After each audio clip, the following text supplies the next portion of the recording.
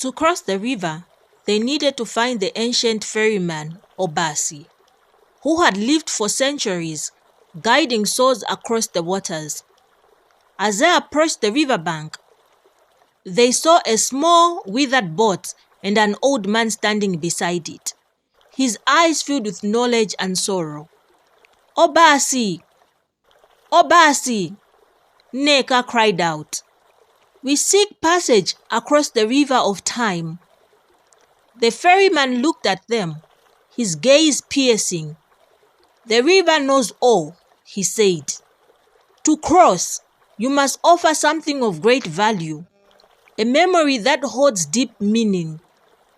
Chike and Nneka glanced at each other, understanding the gravity of the situation. Chike stepped forward first. He closed his eyes and concentrated, thinking of the day he discovered the golden mask, the excitement, the thrill, and the moment he ignored the warning.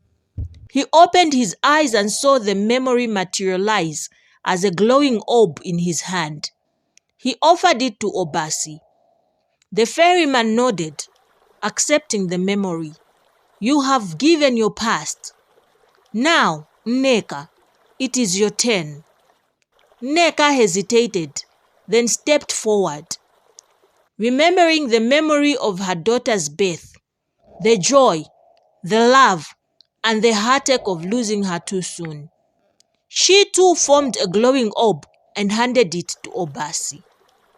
"Your offerings are accepted," Obasi said, gesturing for them to board the boat. As they crossed the river, the water around them swelled with images of the past, giving them glimpses of the lives that had come and gone. Halfway across, the water became violent. Dark shapes rose from the depths, spirits of those who had drowned in the river. Their faces twisted with sorrow. They reached out towards Chike and Nneka, their voices a chorus of despair. Chike gripped the edge of the boat, his heart pounding. "We must remain strong," Nneka urged.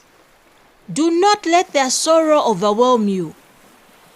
With great effort, they focused on their goal, ignoring the spirits' cries. Slowly, the river calmed down, and the spirits receded. As they reached the opposite bank, Obasi spoke again. "You have faced the river of time and emerged victorious. Your journey continues, but be warned, the path ahead will test you further." Chike and Nneka thanked Obasi and stepped onto dry land, feeling the weight of their sacrifices. Leaving the river of time behind, Chike and Nneka entered a part of the forest where the elements themselves seemed to conspire against them. The air grew heavy with the scent of rain, and the ground beneath their feet became uneven and treacherous. As they walked, a sudden gust of wind whipped through the trees, nearly knocking them off their feet.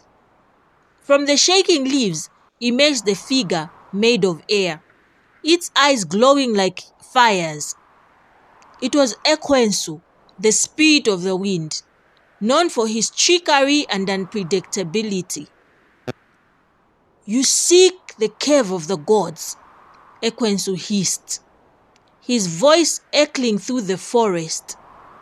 "But first, you must prove your worthiness.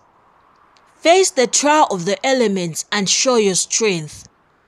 Chike and Nneka stood their ground, determined. Ekwensu raised his arms, and the forest around them transformed. The sky darkened, and the wind blew as a fierce storm began to brew.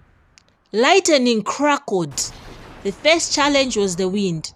Ekwensu unleashed a powerful gust that threatened to sweep them off their feet.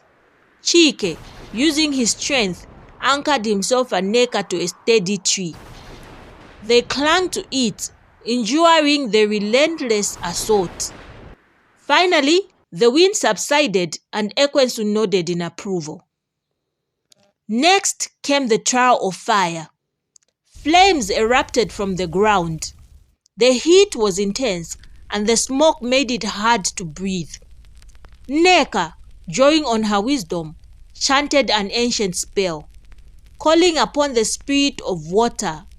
The flames hissed and sputtered as rain began to pour from the sky, putting off the fire and saving them from being burnt alive. Ekwensu looked at them, impressed by their resilience. You have passed 2 trials, but can you withstand the third? The ground beneath them began to shake violently.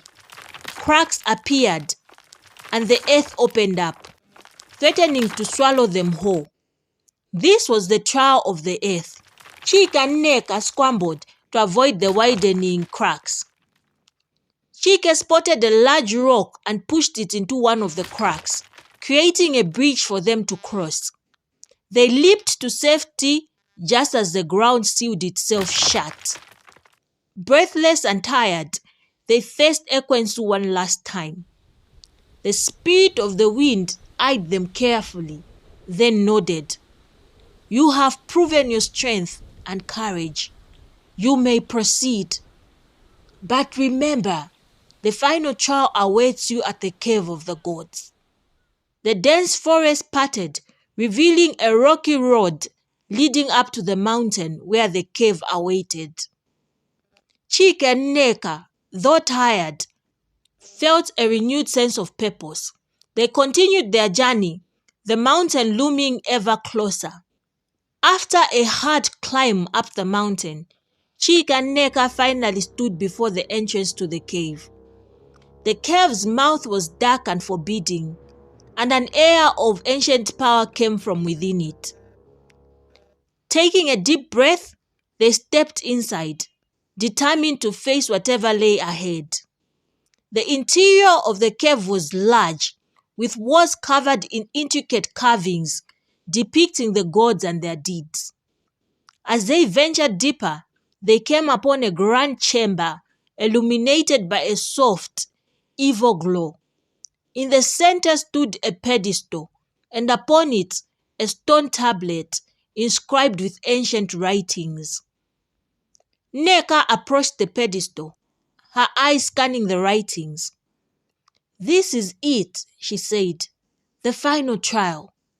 We must invoke the gods and seek their forgiveness. Chike placed the golden mask on the pedestal, and a deep rumble echoed through the chamber. The air shimmered, and 4 towering figures materialized before them.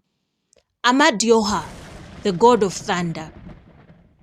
Ezine, the goddess of the earth. Onyema, the god of the sun. And Igwe, the god of the sky. Amadioha stepped forward, his eyes blazing like lightning. You have come to return what was taken, he said, his voice thundering. But do you understand the weight of your actions? Chike bowed his head, his voice trembling. I do, great Amadioha.